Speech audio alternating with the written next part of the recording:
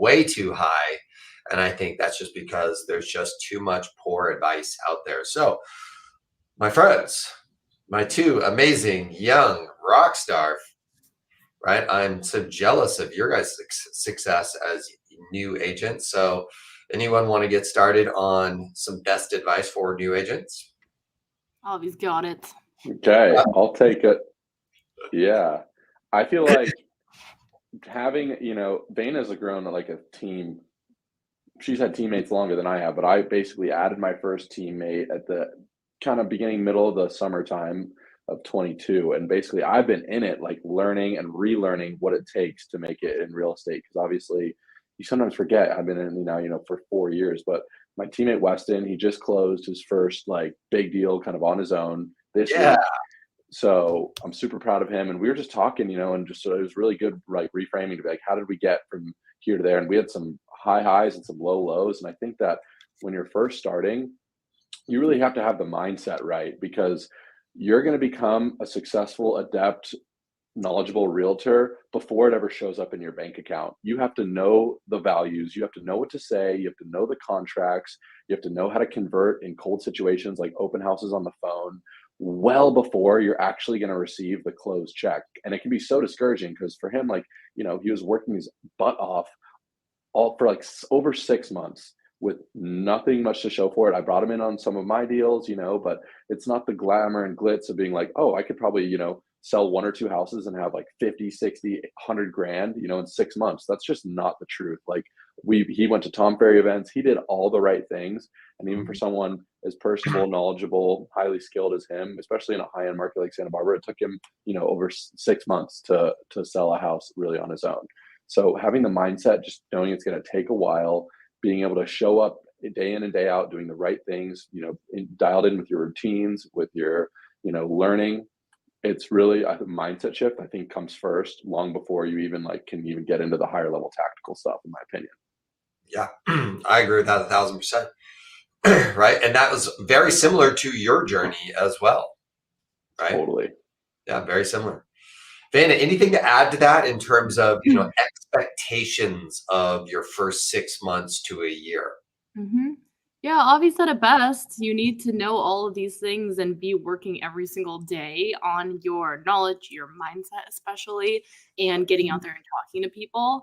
I think that you can make a lot of money in your first 6 months if you're doing all the things, but definitely don't expect it. It took me for 6 months to close my first deal. I started when I was 18 years old. I did this instead of going to college. And I was just waiting to get my deal. I was driving other realtors around. I was shadowing. I was making my calls every day, working on my scripts, doing my Tom Ferry coaching, reading the books, going to the events. And it finally clicked where I focused in on how to deliver value to my marketplace, especially as a young person with no experience.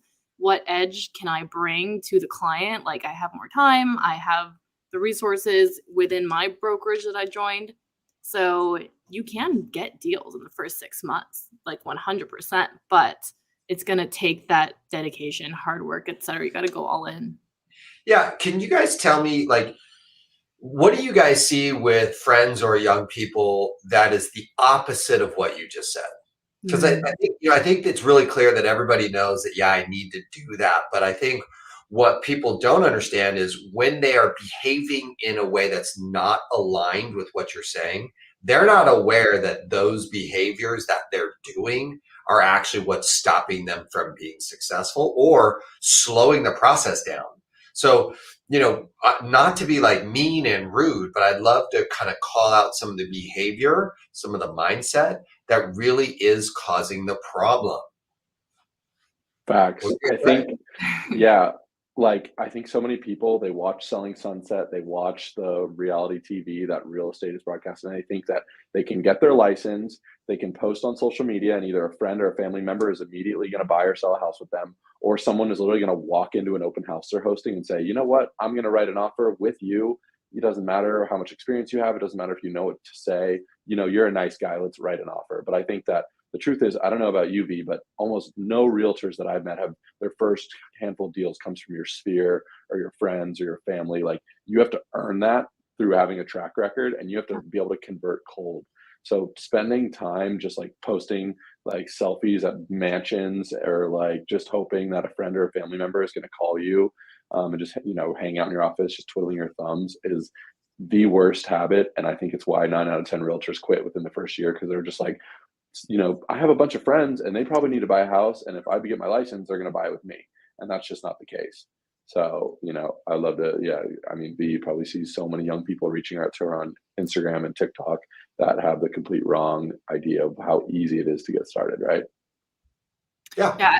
Yeah. What's another behavior? You know what I mean? Like, for me, honestly, what I just heard you say is the fact that someone would even be watching TV in the first 6 months of their career, that means they're already wasting time and missing an opportunity, right? Like, that should not even be the case. Like, I remember at the beginning of my career, whether or not it was in the nutritional supplement business in my early 20s out of college, or when I started working for my dad's company, like, after I finished work, I was then studying, reading. I remember I was like making dinner and listening to audio tapes and CDs, and I was studying even more, studying even more, studying even more.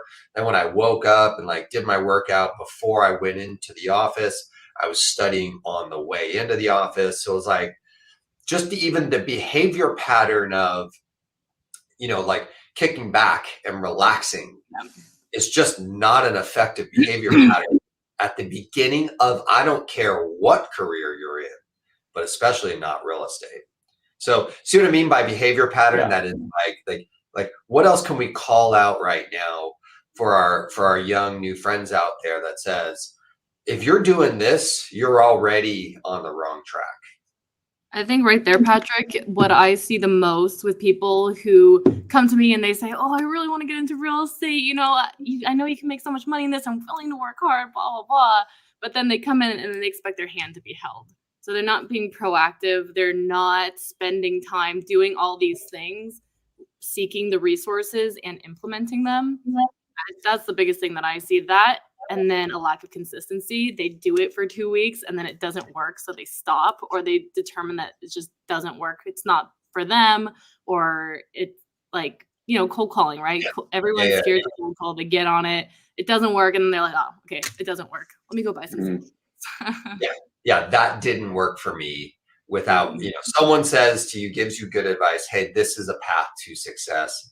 And then you test it out, you try it out, and you kind of half-ass it, or you don't give it enough time, and then you're just like hands up, and then you look for something easier, right? So I think that's clearly one of the number one behavior patterns that absolutely destroys careers in real estate every single day, is that one.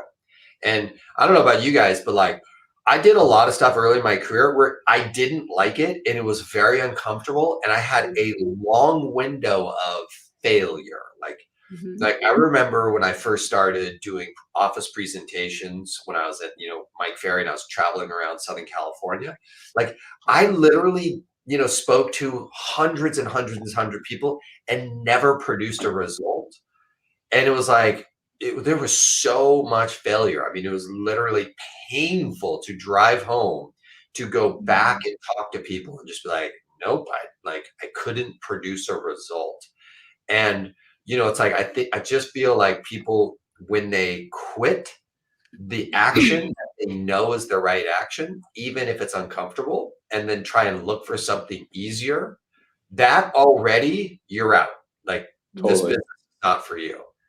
Right? You got to have the ability to do something for 6 months that you hate and still make it win regardless. Then you can earn that next step of, let me try something cool and sexy to see if I can make it work. Yeah. What helped me as a new agent when I was just starting out is I took that failure as information. And I'm sure Avi can relate. I switched. I said, what did I do wrong here? What didn't work? And then let's pivot and try something that does. That's exactly right. Yeah, it's feedback. Mm-hmm. Failure is feedback. Right? And just having that rock solid mindset where you're doing the right things days in, day out, knowing that it's going to produce a result, being okay, being uncomfortable. Because, man, if you want comfort, real estate just isn't for you. You're going to have to get over your fear of rejection, which every realtor has faced. You're going to have to be okay with people slamming doors in your face, people telling you to shut up and never call them back again. Like, it's just literally the fact of the business. Like, it's a fact that if you want to make it in real estate, you can talk to the best agent of all time, the agents that are at the top of their game. They're still having people reject them day in and day out. Yeah. And when I meet someone who wants to get into real estate, and you kind of can test and see how gritty they are, and if they're afraid of, they're like, well, like, don't really want to cold call. Like, I don't have any experience of like overcoming major adversity. Like, it's just immediate to me, like a red flag. I'm like, if I think athletes or people that have been through a lot can make it in real estate because they know the trial and tribulation of practice and failure and injury and upset and things blowing up in their face, which is like the real estate business. Because if you don't want things to blow up in your face that are out of your control, if you aren't comfortable being uncomfortable all the time, you should honestly get a really solid 9-to-5 job that's stable. Yep. And that's nothing wrong with that. No, and I think let me give one pathway for new agents that I think is a easier pathway in. Get a job inside the industry, not as a salesperson. Yeah. I have found a lot of people have became a transaction coordinator on a team and went through a ton of transactions. They became a master of the contracts, a master of the escrow process, a master of, seeing transaction after transaction after transaction, both buyer and seller. And then, at like a year later, after 50 transactions underneath their belt, then they ventured into sales with a whole nother level of confidence and competence. So I don't think that everybody has to go straight to, let me go see if I can sell a house to get the big commission check. There's a million jobs in real estate that you can get that would give you 1 to 2 years of experience and a paycheck. So, For sure. I think that's also a very valid pathway to success into the business, right? Some of those include like social media manager for young people. There's a lot of teams that need whole social media and marketing. Inside sales agents where you're calling and you're making just a salary, and assistants for sure, like of big agents or buyers, kind of assistants. Like that's a great point that a lot of people overlook. Showing assistance, getting your license. I mean, I have 1,000 agents right now who would die to have someone who is capable, smart, who's charming, who's got some skill, who's got some knowledge to show property for them and to be someone who's a good representative. They'd pay you, $30 an hour, $40 an hour. I mean, $50 a showing. It's wild. But no one, the agents don't seem to be asking, and the newer agents don't seem to be asking either. And I just feel like that's a huge missed opportunity for everybody. So, don't be afraid to go ask all the top agents in town, hey, what can I do for you that would be of value? And that allows you to create income and get experience and build good relationships. That's like a no-brainer, but I just don't see it happening very often. For sure. What else, guys? Anything else? Coaching. We got to touch on coaching. I think that you should have an understanding of when you do close a deal or two and you have a little money in your belt and you're ready to reinvest it back in the business. In my opinion, by far the best ROI of anything I've spent money on. And for the record, I've had some bad ones. I just had like a 6-month, $5,000 a month realtor.com contract that brought me 2 leads. So I've thrown some money away, but something that I never threw money away was working with Patrick. The networking that I've gotten from the Tom Ferry and the ecosystem, the learning that I got from you, I signed up to coach with Patrick before I had even sold a house, and I was on my last buck anyways. But having a coach, having someone that can give you the strategies of what's working, getting into networking groups and absorbing information from really high level realtors beyond even your office is, in my opinion, the best way to really jumpstart your career and skip a whole bunch of trial, tribulation, failure steps, because you can really say, okay, this is what was working for these people and I align with that, and I'm going to go copy them basically in my market. Yes. And you had a great mentor and you had part of a great team, right? So not only did Avi have an amazing mentor, a great team of some extraordinary people inside of a great brokerage, right? So he had all the support all around him, right?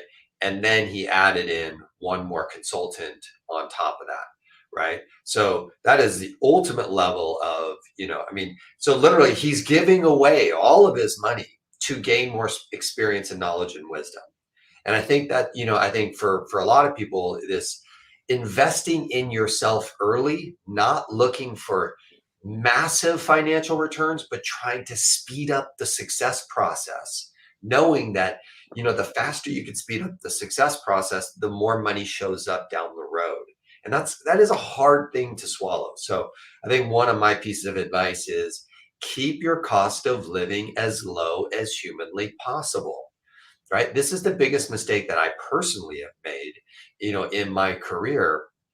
I should have bought less awesome clothes, spent less money at, getting, tables at nightclubs, buying less rounds of drinks for everybody at the bar, spending less money, taking girls out to expensive restaurants. I should have, you know, I traveled a lot, that's fine, do more of that, but keep your cost of living though.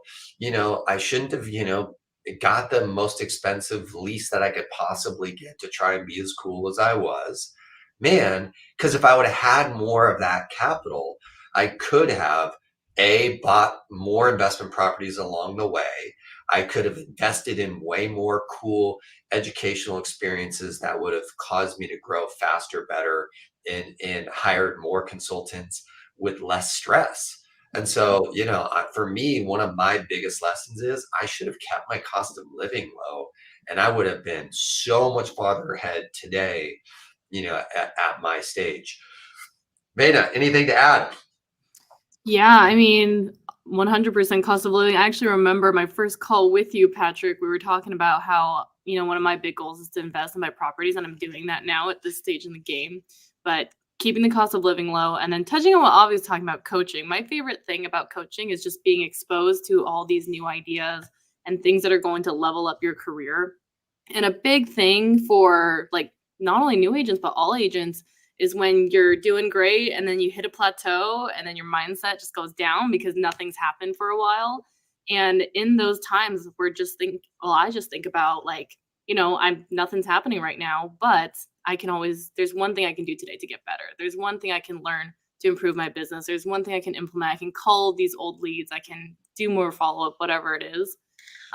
Always focusing on what you can do today to, just move that needle to get back up to that high season. Because like Avi said in the beginning, there's high highs and low lows.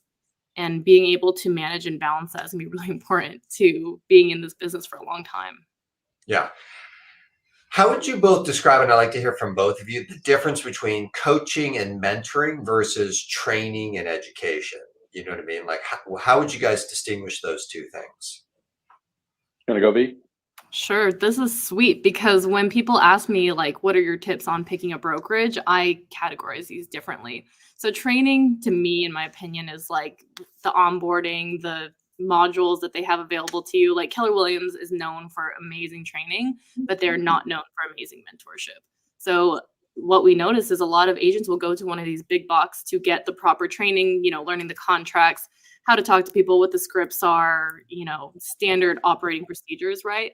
But then it's the mentorship and coaching that is added on or that you get through having great mentors within your brokerage, getting that constant guidance and not necessarily someone holding your hand, but having someone to ask questions, during a transaction on your investing journey, getting that one-on-one as opposed to like the one size fits all training. The mentorship is going to elevate you to where you want to go because these people have already walked the path and they know exactly where you are. You're not alone. Whatever problem you think you're having as an agent, you are not alone. They've already been there and they know exactly what you can do to get out of it.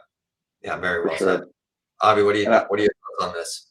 Yeah, I think training, getting the basics of contracts and understanding the process of real estate is important. But the thing is, even if you know every line in the contract, if you don't have the skills, tools to convert and get business, that doesn't matter at all. So I think that looking at training is important, but if you have a great mentor, if you have people that you can reach out to, if you can get a lead and kind of convert them somewhat, someone can help you with the contract. Someone can help you with like the ins and outs and the nitty gritty.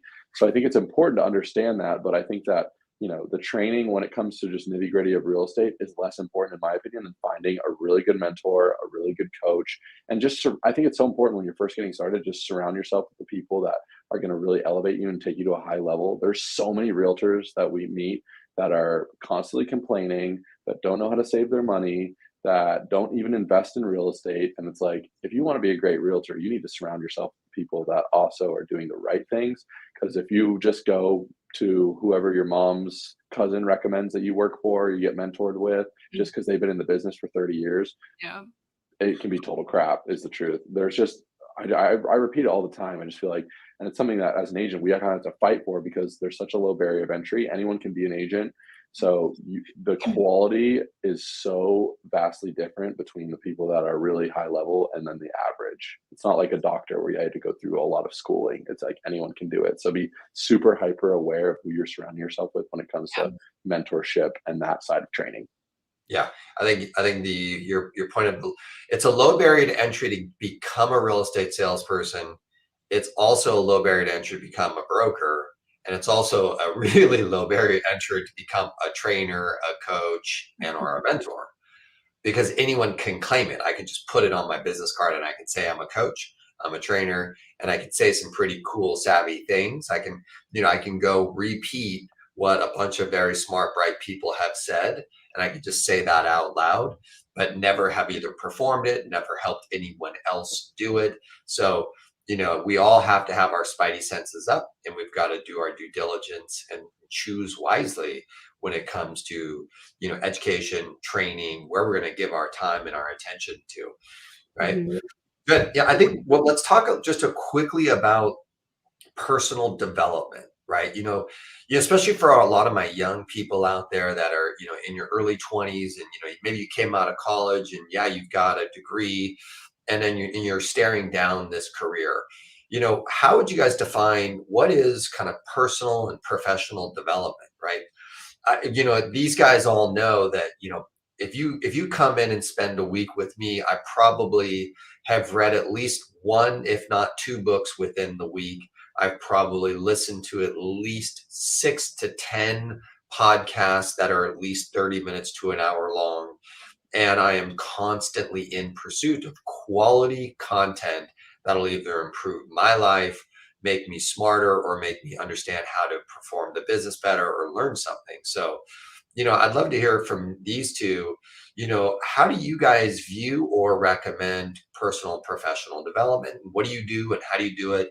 And, what would you recommend to the group out there? Go for it, Avi.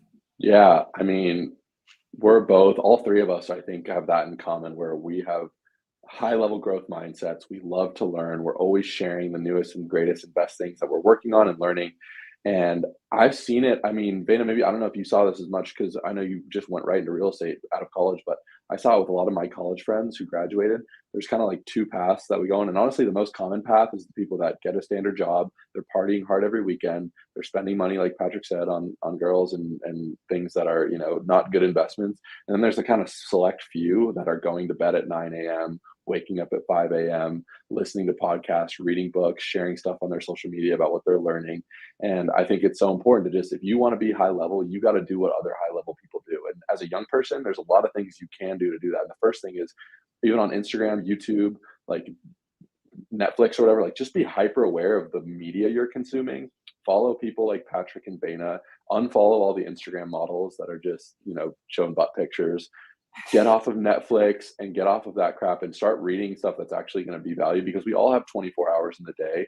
And if you want to be high level and achieve, the dreams that you have, if you set big goals, you have to do the day in and day out things that high level achievers do. And that's constantly learning. That's asking for podcast recommendations. Patrick literally sends me like audiobooks like every week, and Vayna is always posting awesome collaborations. And like even the content that you create is really high level learning content, even though it's fun too.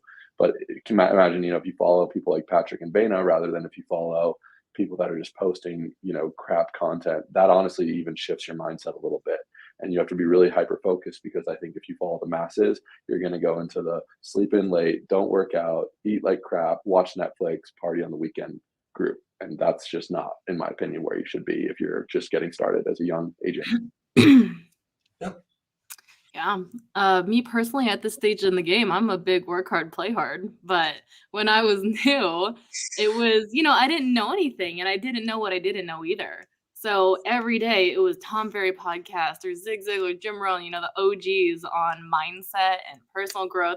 I grew up around the stuff. Like, I work for my family, and so they had this stuff going in the car, audiobooks and podcasts all the time. I didn't like it when I was 5 years old, but it stuck in my brain. And no one ever told me I couldn't do it. So I really came into this industry with a solid mindset. And I just paired it with building good habits, managing my time very, very well. I had my daily schedule and I did not deviate. I spent time working on my scripts, learning books, and then going to the events was super, super impactful for me. Seeing these people on stage, at the end of the day, I was like, if these people on stage can do it, I can do it, right? Exactly. So being around people, getting that exposure. Yeah, we have this whole little friend group with Avi and everybody now from people that we've met at these events, and we have group chats and we see each other outside of the events. We put together our own little masterminds and calls and doing things like this. So being super picky about who you spend your time with and being super picky about what you spend your time on that's my growth. Yeah, I agree. Good. Any final words, tips, and ideas? We'll do this again, guys, and we'll have some fun. We'll go, next time I'll plan more appropriately on the live, but we had to get it done. Done is better than perfect. I like this. Yeah, so I'm having fun. So good. Let's go. Any final words, Avi, Vayna? Any last tips for anyone out there that wants to kick some ass and make, whatever? Yeah. Here's what I would say. If I could go back in time to me when I was just getting my license, 23 years old, I think I was. So I was already like 5 years behind Vayna. But I would say, what I really struggled with is that when you're not having success, when you're watching your friends with a solid income who just graduated college, have money to go out to dinner and stuff like that, and your bank account is dwindling, you're feeling like you're putting in the work and nothing's showing it. Oftentimes your parents will be like, are you sure you want to do this real estate thing? Like, we can get you a job at some other thing. You have to really put the blockers on and really believe in yourself, trust the process, trust, the people you're surrounding yourself with, trust your day in and day out routines. It just takes a lot of self-trust, and it takes a lot of guts to make it in real estate. So, you just have to have that going in, just to know that when you're getting started, a lot of people might not believe in you. You might have friends talking crap behind your back, being like, dude, this guy thinks he can be in real estate. Like, what is he doing? And it just takes, guts. And I wish I could go back to myself and just say, hey, you're going to be okay. Do the things that work day in and day out. Don't listen to all the people that are, going to rag on you. Don't even listen to your parents when they're telling you, hey, this probably isn't a good idea. You should probably quit now. You haven't made any money. You're going to make it. Just stay the course. Yeah. Awesome. Yeah. Vayna? Obviously nailed it on the head. Yeah. Tactics wise for new agents, whether you have a license or not, just get out there and start learning. Focus on one new thing every day. Find someone, a good mentor is either earned or paid for. You can't just ask for it. Right. You have to provide them value. And the most value that has been given to me by people that I have mentored, and now they're making, almost as much as I am or even more, is they gave something to me. Like, they were finding leads for me, or they were doing some social media stuff for me. They provided value to me, and I exchanged that for mentorship to them. So tack on to a good mentor, figure out exactly what you can provide to them, because everyone's looking for something. Most people, it's business, right? How to make more money. If you can make them money, they're going to love you. They're going to put attention into you. They're going to put effort into you, and they're going to help you grow your own career. So just get out there and start. Yep, I agree. All right, guys, you guys are the bomb. Thank you so much. Next, we'll do this again, and and then you guys can stream live on yours, and then now I can know how to stream live on mine. All right. I'll catch up with you guys later. I'm gonna end this. Follow Patrick and Vayna. I gotta go get my my car cleaned, by the way. Nice. And my is that the Lamborghini or the Rolls? Yeah. I've reduced my cost of living so that I can spend it all on my house and my family. But my little guy Blake's doing soccer tryouts today in Rancho Santa Fe, so it's gonna be super fun. I'm stoked. Let's go, Blake. He's gonna crush it. He's already got a 6-pack. Freaking 7. Go. Oh my gosh. That's all my wife's genetics, not mine. All right, you guys. Love See you it. later. Happy That's okay. weekend. Bye. See ya.